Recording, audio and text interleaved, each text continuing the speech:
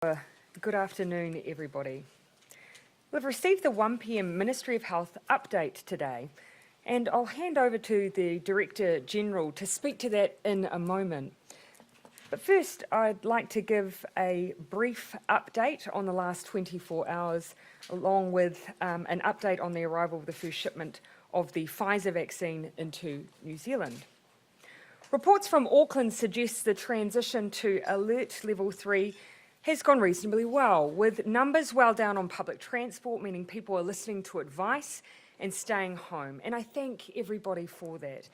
There is active management of some congestion around testing sites, and the online portal for people applying for travel exemptions in and out of the region is functioning well. In terms of an update on those numbers, as at 1:30 today, we had issued business travel documents for 6,861 workers, with requests for exemptions for a further 1,208 workers currently being assessed. The call centre wait time has been an average of 35 seconds, and at that time there had been 52 calls. It will suggest people are predominantly using the online portal, and they are getting very rapid responses. When you consider last time, for example, we had 6,000 exemptions in total, you can see that we're moving through that border regime at a fairly good pace. As coming now to the cases that we are working on, as confirmed this morning, genome sequencing of the 3 community COVID cases shows they are the UK variant of the virus. This is highly transmissible and a fast-moving strain. One that requires extra care in order to stamp it out, and that is exactly what our approach entails.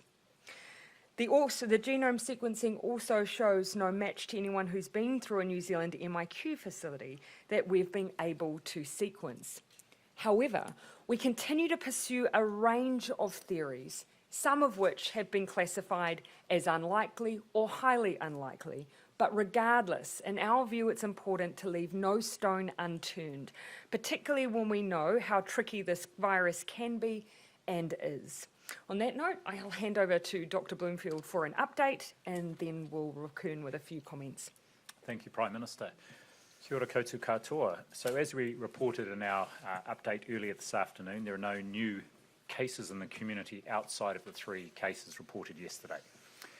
There are 5 new cases of COVID-19 in managed isolation, and one of these has already been identified as an historical case. So no further cases in the community is an encouraging sign, but it's the days ahead that will be crucial as results from expanded testing across the Auckland region in the Waikato and Taranaki start coming through. We also reported earlier this afternoon that the results of the genome sequencing for the first 2 Auckland cases, as the Prime Minister mentioned, have confirmed the COVID-19 variant B.1.1.7, which was first detected in the UK late last year. We are continuing investigations into the potential source, including using and seeing if there are matches with any of our B.1.1.7 sequences recently in New Zealand, as well as looking at the global database of genome sequences.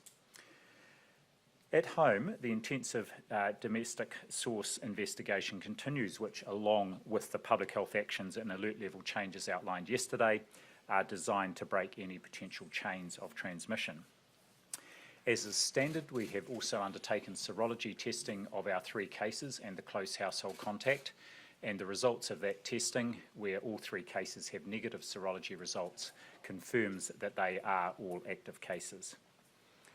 In terms of source investigation, we are focusing heavily on case A and B as the potential index cases, one or other, or both, as the serology results for case C, combined with the PCR test results, suggest that he is in the early stage of infection. As such, there are a number of avenues of investigation we are currently actively pursuing, including testing and serology on the co-workers of case B, those at the Sky Chef business, and significant testing at Papatoetoe High School. Just to note at this stage, 7 of the 9 co-workers of case B in their close working environment have returned negative tests, with 2 results pending. Our 3 cases remain in quarantine, and their 1 household contact who has tested negative is in isolation. Now, contact tracing has identified 42 close contacts outside the household, and I should say that includes the classmates and several teachers of the student at Papatoetoe High School. All of the 9 non-school related close contacts have returned a negative test to date. The other 33 that relate to the school, and of these 2 negative tests results have been reported so far. Others are in the process of being processed. As always, the priority is for close contacts and casual plus contacts to be tested first so we can understand any potential risk in the community. And it's pleasing to see there's been a strong response to the request for testing, and as at 3 p.m. today, the community testing centres around Auckland had swabbed close to 2,300 people, which includes testing at the 6 regular CTCs at Papatoetoe High School and the LSG Sky Chefs, where staff and families are being tested. Over 500 people were tested at the pop-up testing sites, and 475 alone were tested at the Wiri site. All the information on community testing sites and hours of opening is available on the Auckland Regional Public Health website. There are 2 pop-up testing centres in Waikato, along with the 1 permanent community testing centre, and opening hours and details of those can be found on the Waikato DHB website. And with the 2 cases having visited Taranaki over the Waitangi weekend, a number of testing centres are open there. It's good to see a good response to testing there as well, and people can check the DHB website for instructions on how to get a test there and where to go. Now, just a reminder, it's very important that the right people are tested, so please don't rush to a centre if you are well or haven't been in one of the locations of interest. Anyone who is unwell, either in these places or elsewhere in New Zealand, should of course call Healthline and get advice on being tested. We're continuing to upload locations of interest for all 3 cases, and the latest information on locations is on the Ministry of Health website. You can check them out if you think you may have been in Auckland, Waikato or Taranaki locations that have been listed. And I just do want to thank media for publicising and getting information out about those locations of interest as well.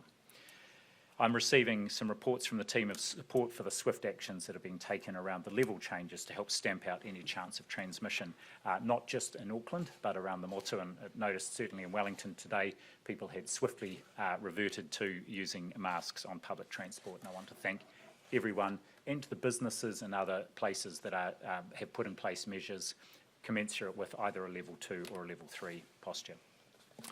Alongside our response to these new community cases, the health system work continues to get ready to support vaccinating the first border workers, which is just days away now. Over the next 5 days, a lot of hard work will continue behind the scenes to prepare for the launch of that significant and important program. We're working very closely with our border workforce and the 3 Auckland District Health Boards on setting up locations for vaccination, ensuring we have the vaccine in the fridges and the right equipment in place that the vaccinators will use. It also includes, of course, making sure that people who are preparing to be vaccinated have all the information they need and their questions are answered. We have already done some dry runs, and there are further practice runs being undertaken this week, covering all the very complex aspects of the program, including the distribution and use of the technology to capture the event through our new immunisation register. Timing as well as batch of vaccine information will go into that. A number of vaccinators have already completed the training, which is a specific 2-hour training module that the Immunisation Advisory Centre is doing, and further people will continue to be trained specifically in the use of the Pfizer-BioNTech vaccine this week. Now, a brief reminder about vaccine effectiveness. Of course, getting a vaccine is an important step that people can take to protect themselves and their families and the wider community from the virus. The vaccine that we are offering will be 2 doses given around 3 weeks apart to ensure people have the very best protection. It is important that people get both doses. A person's immune response generally develops over the first 2 weeks and starts to peak at around 4 weeks. the second dose of the vaccine really does boost that immune response and is an important part of the overall program. The evidence is still being gathered on the impact these vaccines, including the Pfizer vaccine, has on stopping transmission of COVID-19 to other people. We are keeping right up to date with that evidence as it emerges.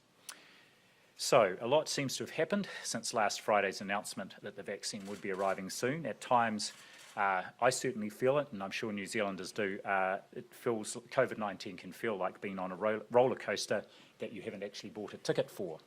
However, while it's certainly a tumultuous period, I can assure you that the health system and the public service is working overtime to support a successful vaccine rollout and the associated security that will bring to New Zealand. And we are also, of course, working hard together to respond to this latest cases we have in the community. Thank you, Prime Minister. Thank you, Dr. Bloomfield, for the update.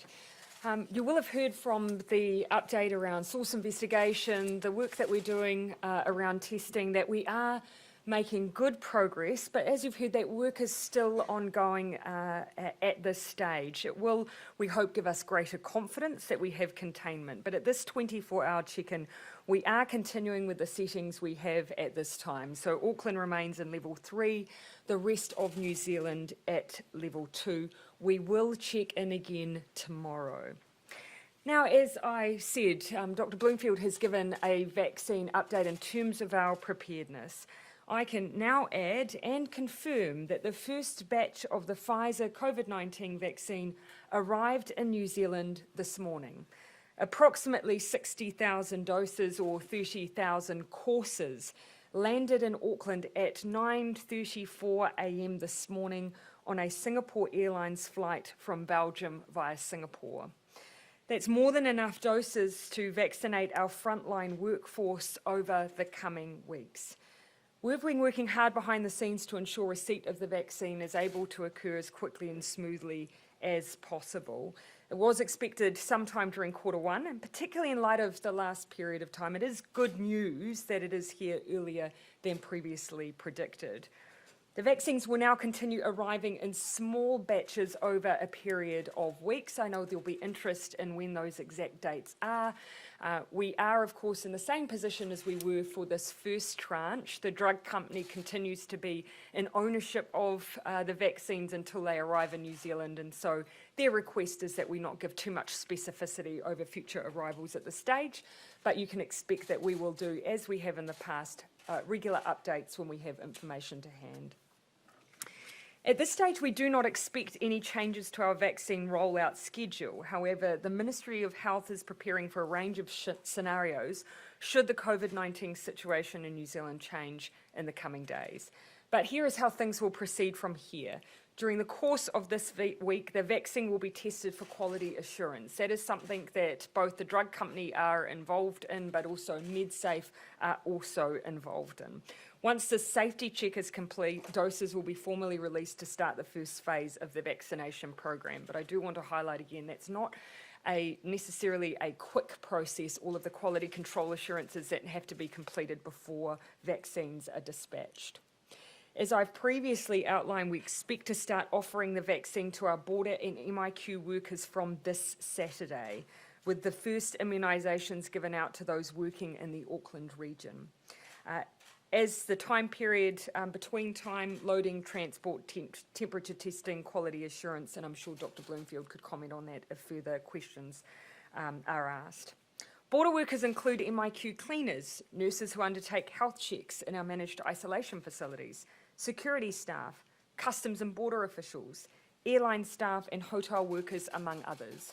We're also looking closely at any border workforce who may be on a regular testing regime, but not necessarily through regulation, to make sure that we are taking a nice broad approach to those who are captured in that first tranche of vaccination. We expect to vaccinate all border workers within a 2 to 3 week period, followed by their household contacts. Healthcare and frontline workers and those most at risk from COVID-19 will then follow before vaccination of the wider population in the second half of the year, in line with when we expect to receive enough vaccine to carry out that full-scale rollout. And some final reminders: we've purchased enough vaccines to cover all New Zealanders and to do so for free. That includes all those in New Zealand, regardless of their visa status. And this will be the largest full-scale vaccination campaign in our country's history, and a continuation of our commitment to protect New Zealand and New Zealanders against COVID-19. We're very pleased to have reached a milestone today, which marks the beginning of that large-scale campaign. We're now open to questions. Prime Minister, is there anything that the government Yeah, should Jenna, around? and then I'll come to you, Tova. Oh, Sorry, yes, forgive me. that's okay. Jessica. I've almost forgotten my question. I'm having a Jason moment. With the vaccinations, if they arrived Yep. earlier than we expected, why not give people the jabs? Yeah. I'll hand over to Dr. Bloomfield to talk in a little bit more detail around that quality assurance process that we need from the time that they have arrived. And keep in mind, we've been working through some potential scenarios of them arriving potentially as of today. And so we've built that into even the start point of Saturday. Thanks, Prime Minister. So, yes, as we've got increasing certainty over the last few weeks about the possible time that vaccine would arrive, we've been working to the date of the 20th of February.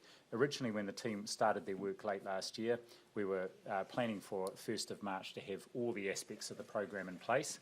I should say it's not a straightforward program, not just the nature of the vaccine and the size of it, but the fact we're putting in a new information system. In this case, we've got a vaccine that requires that super cold chain. It's got a short period, once it's been defrosted, that it can be used. So there's a lot of complexity in the logistics.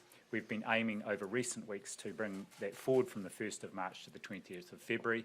And so it's a fantastic milestone that we now know we have the vaccine on shore and we are on track to start on Saturday. Should we read into the fact that we didn't have any new community cases today? How much do we read into that? Well, it's an encouraging start, but what we really want is that the results of this testing at the school, at the workplace and in the wider South Auckland community to really rule out that there isn't onward transmission or other undetected chains of transmission. So I think encouraging to see the extent of that testing today, and as those tests are processed overnight and we get start to get results back tomorrow, that will give us an increasing level of assurance, assuming they are all negative. Of course, the most likely assumption that everyone jumps to is the fact that there's some connection here through a workplace at the international border being involved and a worker connected to that wider workforce. However, we don't want to miss anything, and that's why we continue to treat the other members of the house, well, one other member of the household as being potentially the index case, just to make sure we don't miss anything. That's what our cautious approach requires, which is why that testing around the high school is just so important as well. Tova. Thank you. Is there anything that the government could have done with regards to the vaccine that could have prevented this outbreak? Is there anything you could have done to get the vaccine sooner? No, I mean, look, you will have seen that already. This is a timeline that is earlier than initial expectation, that we have worked in earnest to get or to be in receipt of the vaccine at this point. And I think it is really worth keeping in mind. This is a vaccine that requires 2 doses. It then requires a level of time after that second dose before it reaches its full level of effectiveness. So, you know, even if we had started some weeks ago, the likely effect in terms of protective factor for our frontline workers has a lag time to it as well. That we won't identify the source, and how problematic would that be? Look, we have certainly in other scenarios developed strong theories, but we haven't always been able to nail down with 100% assurance that that was the exact place it happened. That has not stopped us from being able to have enough confidence that it's contained. So we will not rely solely on being able to answer that question. We'll look for good, solid containment and confidence, as well as being able to build as much of a theory as we can. There are calls for saliva testing daily and mandatory for border workers, like that in Australia and the UK. What is the status of our saliva testing? Are you open to extending it across that workforce, and are there any capacity issues with doing that? Yeah, so I think the first thing I'll give Dr. Bloomfield a chance to comment on some of this as well, but to just point out, we have started the use of saliva testing. We've done it alongside the nasal swab, the PCR test that we already undertake on a routine basis, because there are some question marks over whether or not it has the same sensitivity as a nasal swab. So we've been using daily saliva and regular PCR in conjunction at some of our high-risk sites, including the jet park, and we've been doing that for a couple of weeks now, I believe. We're looking to roll that out into other areas where, or we may have already, into other areas outside of Auckland that are quarantine facilities, because they are our highest risk. But that has been a big factor for us, that sensitivity, because New Zealand's at a point where it's not good enough really to have a tolerance for false negatives in our environment. Debate about whether the accuracy data, and maybe Dr. Bloomfield, you could shed some light on actually whether it is much less accurate, and the argument is that if you do it regularly enough, that compensates. Yeah, yep, that's fair. Yeah, that's certainly one of the arguments put forward, and I guess that's why we're quite keen to generate our own data here. The challenge we have got is we have so few cases that most of the validation of the tests have been done in places where there are a lot of cases, and they're able to match the PCR test result with the saliva test result. We're going to start by doing them in parallel. Collect our own data and see just what role it might play. And I just want to reiterate the point the PM's made here. This is not really surveillance swabbing. I would think of it as screening. We are trying to detect every single possible case. So far, and we've been doing this now for months, we have not detected any cases through this swabbing program. All of our cases at the border have come because someone has become symptomatic in between their swabbing.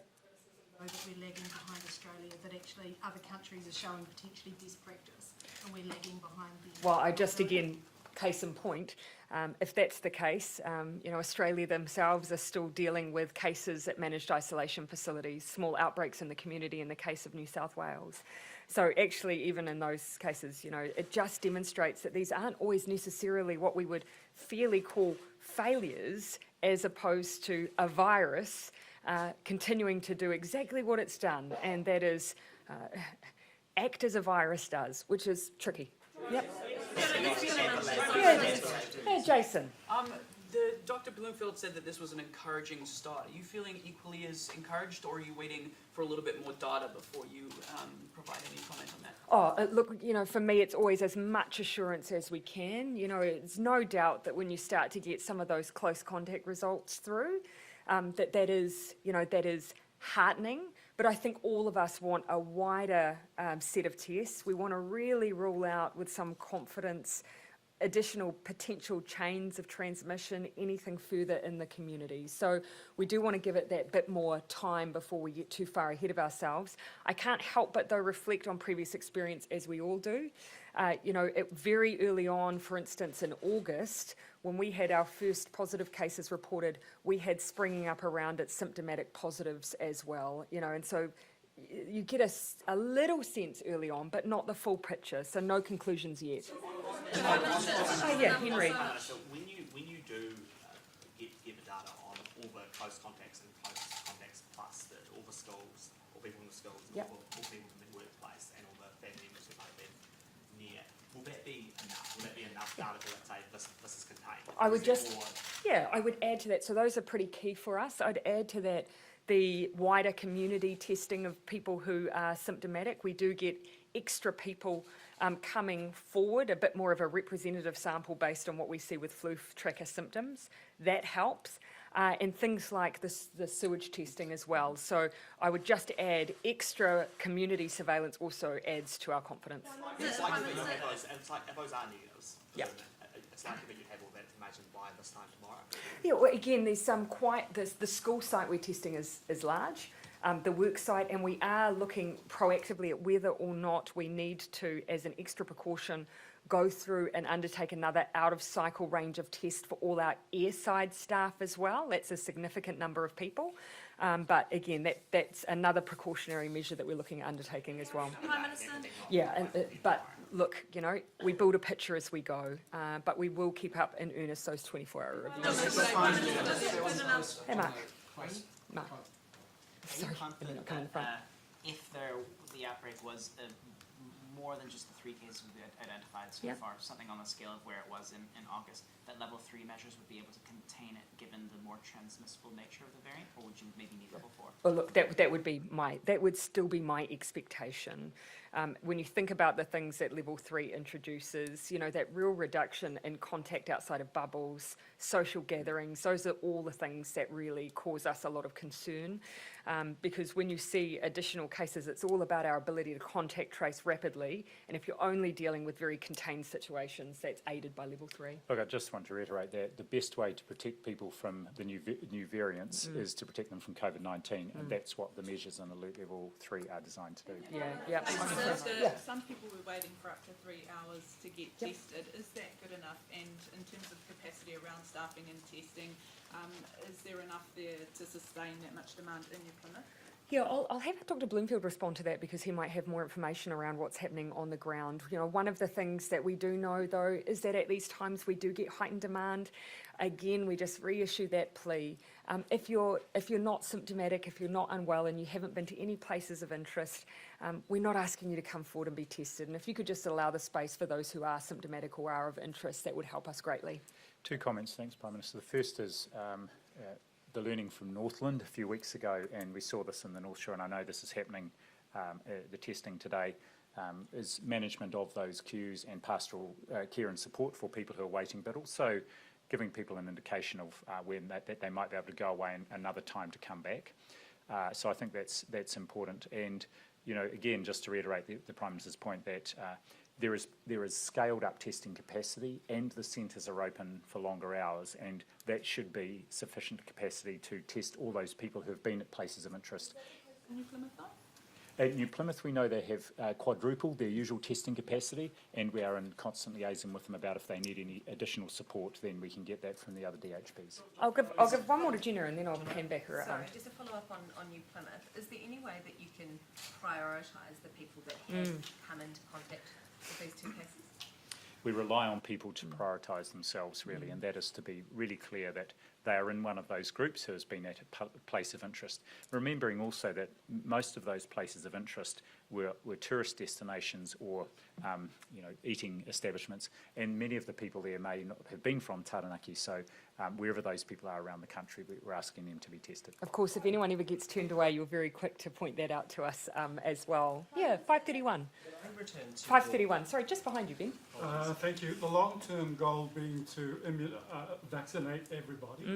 Our community without visas would be encouraged to hear you saying that everybody would. How will you deal with that? And the second part of the question is, what about the anti-vaxxers? Yeah, and look, again, I will take every opportunity I can to highlight when I say that when we say the vaccine is available for everyone, we mean everyone. Everyone who is currently in New Zealand, that is the only criteria that we are creating. As long as you are here with your feet on this soil, we want you to be vaccinated, and you will be able to be vaccinated for free with no questions. And so we'll keep reiterating that all the way through. In terms of the anti-vaxxers, very early on when I first had a discussion with Dr. Bloomfield about vaccination campaigns well before COVID-19, he was the first person to point out to me that vaccine hesitancy is a much larger issue in New Zealand than those who are described as being anti-vaccination. We can get ourselves up to a level where we have enough herd immunity amongst ourselves, even with those who absolutely, no matter what we do, will not vaccinate themselves. We can still do that, but we just have to make sure we provide good information and remove all the barriers. And then I'll come to both of you in the front. Can I return to Jane's issue about the daily tests? Because you point to Australia having daily tests, but there are still leaks. Respectfully, I don't think that's the point. The point is there's always going to be leaks. It's just that with daily testing, you can put the cap on quicker. So my question would be, are there any budgetary or logistical or other reasons why New Zealand isn't moving to daily I wouldn't necessarily argue with that, Ben, for the very fact that we are rolling it out. We've chosen to roll it out into those high-risk areas because, as Dr. Bloomfield says, that gives us an ability to do some of the calibration in a real live setting as well, test the sensitivity in a real live setting. But there are always trade-offs. If you are taking up or undertaking 12,000 saliva tests in a day relative to what you might be doing with your other testing capacity, then that there's always an opportunity cost to everything you do. But we have determined that it is right for us to roll it out into those settings, and we don't rule out using it more widely. Sky Chefs. With university students starting back next week, are students going to be able to move freely in and out of Auckland to get to and from cities where they're having to go to? I guess what I'd say is if we are in a scenario where Auckland continues to have those level of restrictions, there would be no need for someone to come in for classes to begin, and we can anticipate online learning would start. But again, hypotheticals, we just don't know whether or not that will be the case. Everyone's working very hard to see us have as normal a beginning to the university year that we can. Equally, no one wants to see the disruption generally in the education system. Good systems in place, though, to allow distance learning. With regards to that, and joining on to universities starting up in the next couple of weeks, are there any guidelines for university-based accommodation or for people who are moving to a permanent residency either inside or outside of Auckland as a tertiary student? Yeah, so there are guidelines in place, of course, that were utilised through the last time we had this experience. I would need to refresh my memory on where it sat in terms of whether or not it affected those who were newly beginning into a term. My recollection is that it didn't. And so what I'd want to go and do is make sure that we give guidance to anyone who might be affected by moving into hosted accommodation. So I'll go and do that. We'll check in with the Ministry of Education. Thomas. Dr. Bloomfield, this morning it was mentioned that some potentially historic cases weren't getting the full genome sequence mapped because there wasn't enough virus in the Viral load, yeah. Yeah. So, roughly how many of those cases are there, and have there been any in the last few weeks which this case could potentially link to? Yes, so we're now reporting all our historical cases. Since the 1st of January, there have been 29 historical cases, and I could check, but it's usually unlikely we get a viral, are able to do a whole genome sequence on those ones. There's just not enough viral material. Yeah. But in terms of the second part of your question, if a case is an historical case and we can't get a sequence, it also won't be infecting anybody else. Yeah. So the cases that are potential sources of infection for these current community cases will be ones where they would have been infectious, there would have been enough viral material to be pretty confident of getting a whole genome sequence. Okay, I know that our TVs are on deadline, so With Toba. regard the case at LG, at Sky Chefs, is it good enough that so much time lapsed between her last negative and positive test? And will you mandate for those indirect border workers to be tested more regularly? Keeping in mind that for every person that we legally require to be tested, there is a judgment made around whether or not they are high risk or working in high risk environments. A judgment was made. This was not a person who travelled airside. This was not a person who had any contact directly with people who may be infected with COVID-19. They were working predominantly in a laundry, and so that's why the employer made a judgment to put them on a testing regime. But we right now are going through the order again, making a judgment on whether or not we need to increase the amount of testing or the scope based on the variants we're seeing and what we're learning. It could change because we constantly make changes. You've already seen that. We've introduced new testing, pre-testing before departure. We have actually seen a decline since September around positive cases in our managed isolation as a result, but we will look again at the order around who's in surveillance testing. So to allow the big gay out to go ahead? Look, one of the points that I've made is that even at the time that we were starting to form a picture around the new information of these cases, the big gay out was essentially already underway. So there will always be situations potentially where we're getting new information, where events may be happening across the country. We have to do the best we can to manage those situations, and I believe we do. Oh yeah, in the front, sorry, that's my bad. Oh, sorry, did we have one more from... It just seems like the border has been extended in Auckland. There's been some confusion. Happy to clarify on them. Down south. What has happened there and what are you doing to communicate? It's actually, as I understand, predominantly in the north that we have the issue. Yeah, look, just to clarify, the issue we have is that we've got the legal border, which is exactly the same in the north as it was the last time we moved to alert level 3. However, we had a checkpoint in this case set up in the morning that was some distance from that legal boundary. The police have now just updated their information. They are going to be moving that boundary where they are undertaking a checkpoint to align it more closely with where the legal boundary sits. The most simple message I can send, though, is the boundary that was in place last time is the same as this time. Just on the close context, probably a question for Dr. Bloomfield. There haven't been any positive tests, but has there been anybody that's given you cause for concern, any possibles or any symptomatic people amongst those? Close contacts. Yeah, amongst the close contacts. A couple of the close contacts, workmates of the father in this family, were symptomatic. Again, their tests have returned negative, their initial tests. All close contacts remain in isolation for 14 days and are retested again before that 14-day period is up. So at the moment, we're reassured by those initial negative tests. They all remain in isolation. And some of them have gone out to the Auckland quarantine facility for that isolation because that was the best place for them to be because of their circumstances. Joe, Richard, then Jane. Despite repeated efforts around the panic buying, obviously it's still alive and well. Yeah. We know that vulnerable people, particularly elderly, do miss out because of that. Is there anything more that can be done to try and fix that issue? Look, you know, it's just so clear that after repeated attempts that there is something about human behaviour that says when restrictions are in place that people immediately feel the need to buy toilet paper, and I cannot explain that, and flour as it seems, and yeast. But look, that seems to be a part of human nature, and it's not even just New Zealand, it's a global phenomenon. Thankfully, we have seen the supermarkets try and at least prioritise in the way that they deliver click and collect, the way they prioritise their deliveries.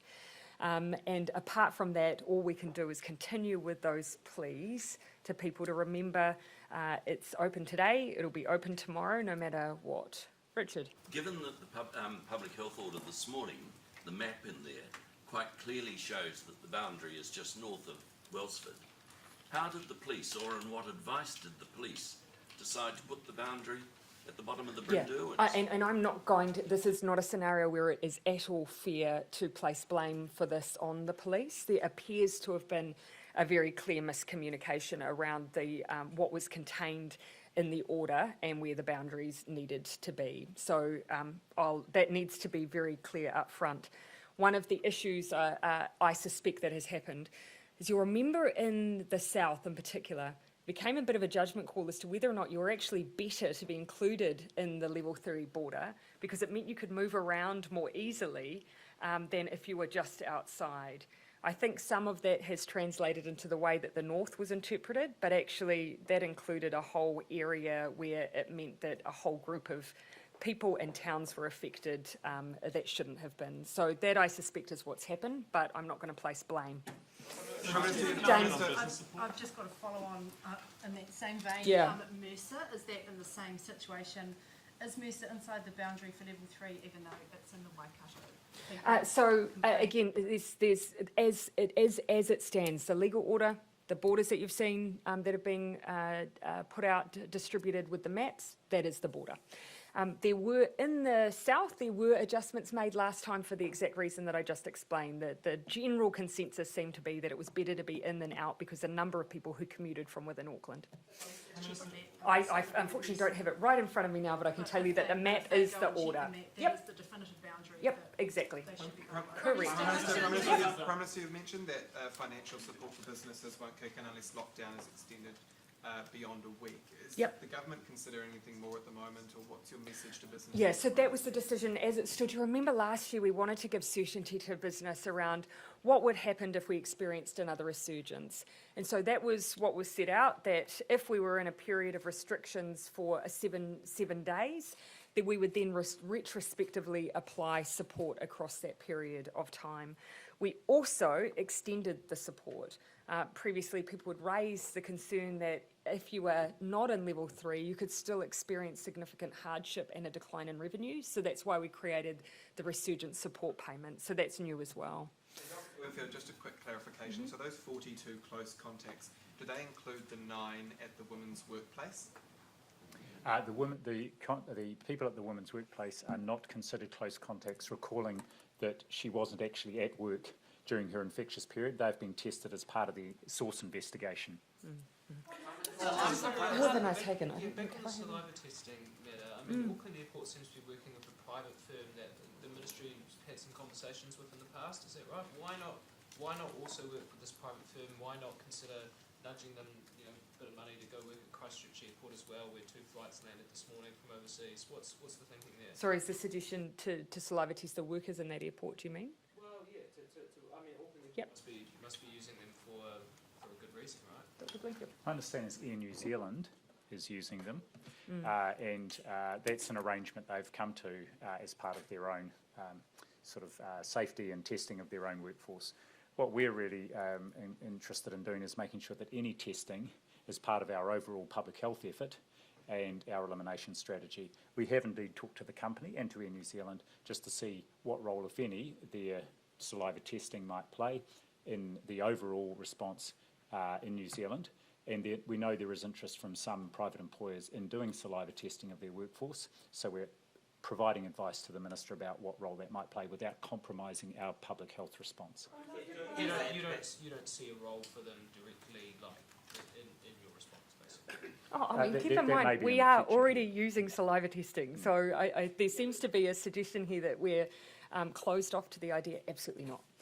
But we have lab capacity to test, to give daily saliva tests to everyone who's involved in the board. My understanding is it takes the same amount of time to process. Yes, in some, depending on how the sample's done, it can actually be fiddlier to process than the nasal swab. So that is one of the things, so because every test, of course, does require an administrative process as well as the reagents and the testing on the machine. You do have capacity or you don't? Well, we've got capacity for over 30,000 tests a day, but as I've said, there's always opportunity costs. But again, there seems to be an attempt here to build a case for our opposition to saliva testing. There isn't one, but there's of course a view that we need to make sure we integrate it, that we've got the right capacity to do it safely, and that we're not compromising other parts of the system. And I think that's all fair. Can I just ask a follow-up question on those without visas, Prime Minister, in terms of the vaccine? Sorry, just in terms of those who don't hold visas and Yes. getting a vaccine. Yes. I mean, what sort of work are you commissioning any sort of work to be done in terms of how those people might be gotten in touch with, or how they might be able to come forward if they are worried? Are they going to just go to their doctors and that's going to be okay? Yeah. Or will you? And I think the point we need to make is no matter where you access it, it will be okay. We've already had some experience with this before. There was a concern that in order to get a test that you might be required to provide immigration status. That is not the case. We need to make this as easy and as safe for everyone because it's in our best interest to do so. I think there would be a concern, it's essentially the idea that we would send letters to people saying we know about your questionable visa status, but we want you to be vaccinated. I don't think that would be an appropriate way to deal with it. We just need to get the public health messaging out in the right channels and in the right way. I'm just trying to keep an eye on, could you voluntarily offer up if you have not yet had a question? I'm trying to keep them. Audrey. How many people have actually, border workers have been saliva tested or are part of that ongoing program? So Jet Park. Look, I'll come back to you with the numbers. It would be, it's voluntary at the moment, so I think we would be talking about maybe the hundreds, but I will come back to you with the number. We started at the Jet Park facility in Auckland, then it's been at those who are working in the quarantine facility in Christchurch, and rolling out within the next week also to include the Wellington facility, which has quarantine capacity as well. Yep. We can come back to that. Instead of making it compulsory like the other testing is. We're rolling it out just to see what role it might. We just want to assess what value it adds, what role it might play, and or whether it's an option for using it alongside the PCR nasal swab, or even in the future, if we're confident about it, that it could replace it. But we're testing it at the moment. Can I make just a general, and I'm going to channel Minister Hipkins here, and this is actually not relevant particularly to the saliva testing issue, but to the border workforce. We are mandating PCR testing, and if anyone has had a nasal swab, they'll know that that is not a comfortable process, and we are doing that to people every week. We, of course, are currently unfortunately living in an environment where people are being isolated from their usual community groups and activities because it's known that they are in the border workforce. Some children in school are being bullied and isolated because people know that their families work at the border. Every decision we make to add extra layers of testing and reassurance, we give careful consideration to in terms of our mandated requirements, both in terms of the safety, but also we need to keep people working there. A lot of people wouldn't put up their hand for these jobs right now, and yet we ask people to show up every single day under those circumstances. So that is in our minds as well. In the back. In terms of establishing, I guess, who's high risk and Yeah. border staff, this is our second kind of outbreak where somebody's sort of tangentially working near the airport. Possibly, yeah.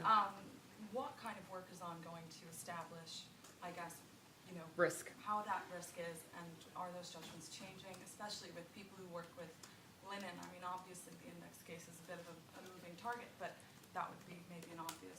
And you see the commentary that the idea of it being, surface transmission is considered unlikely, but we haven't ruled it out. But it is fair to say that even in an unlikely scenario, we are regardless reviewing all of our settings. So as I've already said, we're looking at our order for testing to see whether or not it needs to increase in frequency and whether or not it needs to increase in coverage to not just those who are airside and having person-to-person contact. And it's all part of the adjustments we make every time we learn something. Thanks, Prime Minister. So, in our source investigation, we're looking at the important thing is to be really open-minded about who got infected first and how. And that how is both where they got infected and the transmission means. We know from all the evidence, most likely transmission means is person to person. Second most likely, probably now, there's increasing evidence around aerosolized transmission.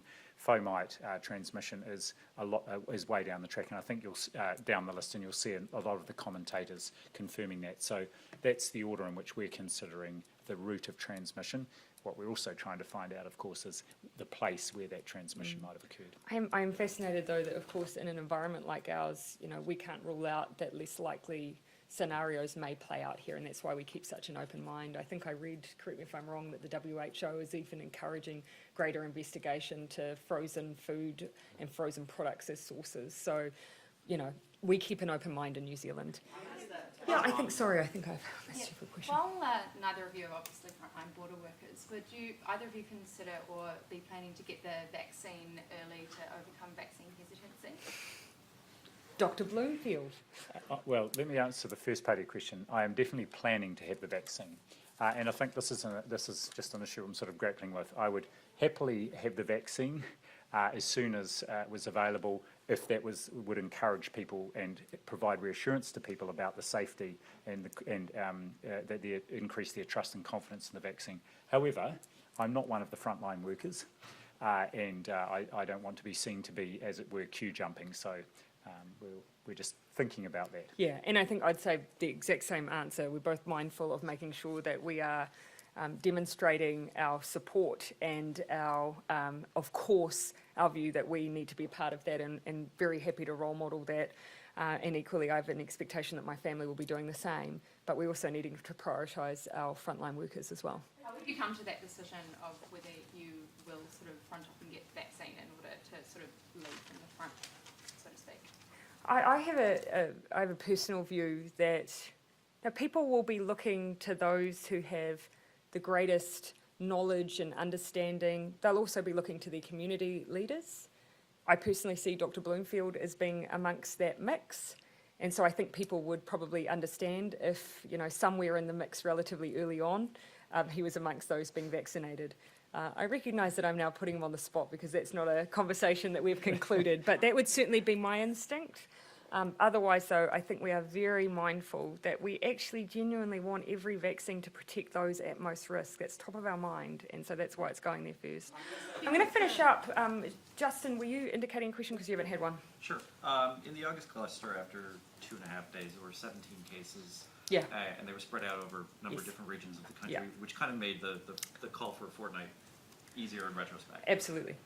In this case, there's encouraging signs. Are you considering the possibility of another 3-day kind of extension to have more certainty? I can hand on heart tell you we have not had any conversations at this stage around the future of our alert settings. on Wednesday, because we literally make sure that we use up to the minute advice. And so at this stage, we have not considered or discussed the possibility of an extension. Who's last, Janae, last question. Just going to confirm with the economic support, should Auckland stay in at level 3 for more than 7 days? Yeah. Only businesses in Auckland would be eligible for the wage subsidy? Correct. So the wage subsidy applies based on alert level, but the resurgence payment is more generally available. And that's for level 2 and above? Yeah. So that is more generally available, that one, yes, and has greater flexibility in its use. It's not attached to requiring to be used for wages.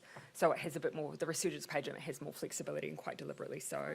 Can I just ask Dr. Bloomfield, if the fact that Sky Chef is a private company, does that actually make it a bit more difficult for you to find out what was going on there, what standards they had, to investigate Actually, this outbreak?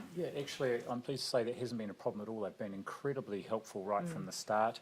And today, as I said, at 1 o'clock today, some people have gone in to do an infection prevention control audit of their laundering process. And they're very open to that. So no, they've been really fantastic, and the business is effectively closed for the next day or two. They've made the facility available for staff in their whānau to be tested today. There's a team out there, so I'm really grateful for the